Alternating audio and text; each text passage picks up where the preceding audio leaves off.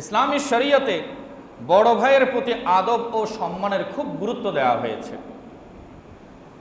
ইসলামী শিষ্টাচারের দিক থেকে আমরা জানি যে ছোট ভাইয়ের উপর বড় ভাইয়ের প্রতি আদব ও সম্মান প্রদর্শন করা জরুরি।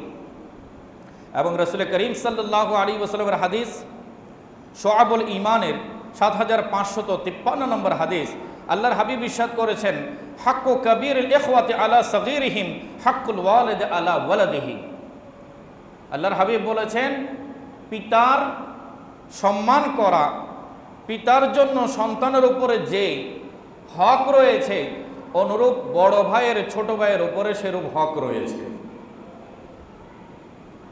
একজন সন্তান তার বাবাকে যেভাবে হক দেবে, মর্যাদা দেবে, সম্মান দেবে, ইজ্জত করবে, অনুরূপ ছোট ভাইও বড় ভাইকে কি করবে?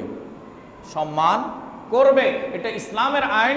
আল্লাহর মাহবুব সাল্লাল্লাহু আলাইহি ওয়াসাল্লাম বলছেন, যিনি তোমার বড় তাকে অবশ্যই তোমাকে শ্রদ্ধা করতে হবে, ইজ্জত করতে হবে।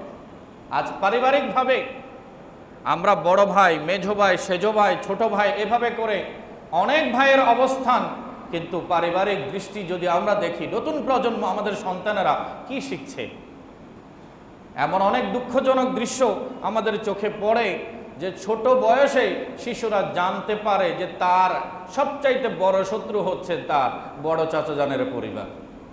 একটু বড় করে বলুন নাউজুবিল্লাহ। অথবা তাকে জানানো হচ্ছে ছোট চাচাজানের পরিবার তার সবচাইতে বড় দুশমন। এভাবে পারিবারিকভাবে ভাইয়ে ভাইয়ে, পরিবারে পরিবারে হিংসা বিদ্বেষ ছড়ানো হচ্ছে কিনা?